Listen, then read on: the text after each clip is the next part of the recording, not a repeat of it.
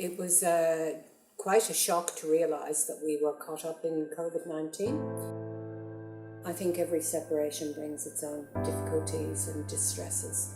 So I had planned to go and see my family and especially my dad during the holidays, during Easter. But unfortunately, because of the virus, the flights have been cancelled.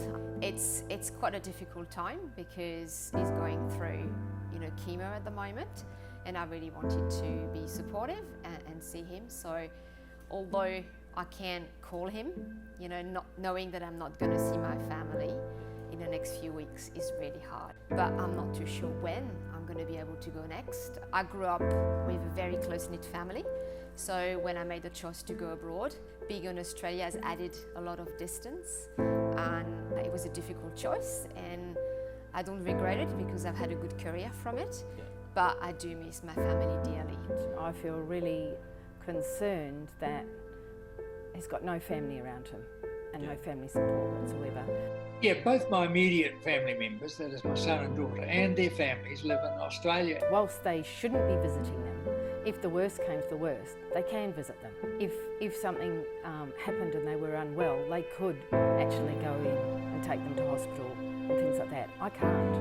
It's also slightly traumatic that you people may as well be on the moon. One of the issues with modern day cruising is internet.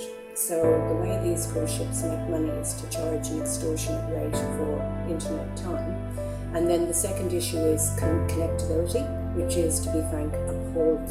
So in essence, for the majority of the time that I was at sea, I had no internet, which also made that connection with home and with family and whatever really, really difficult.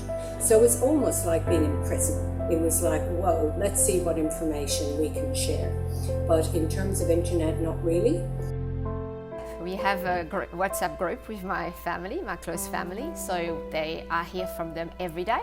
And they're also, because they are in isolation at the moment, it's their second week, they are sending me photos of everyday life, what they do and, what they get on with, and, but it's really hard. They're getting to the point where it's only been the second week, but already, it's getting a bit hard. Yeah.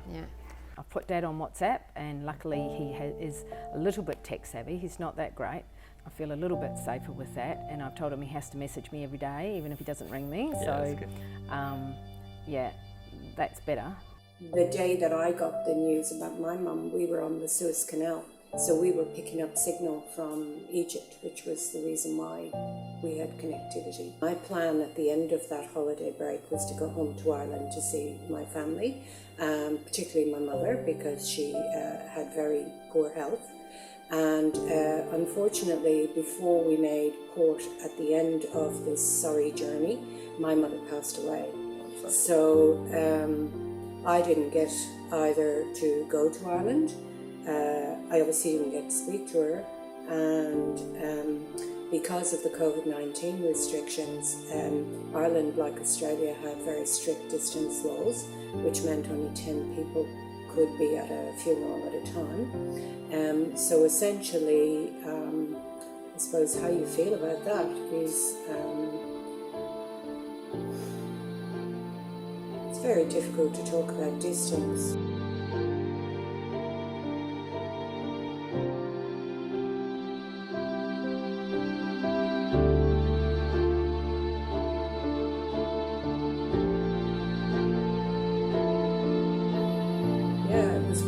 Really awful, horrible moments in the midst of the virus pandemic.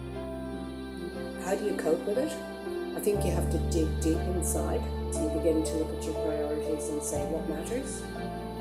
Some of the stuff that doesn't matter, you just let go, because why hold on to it?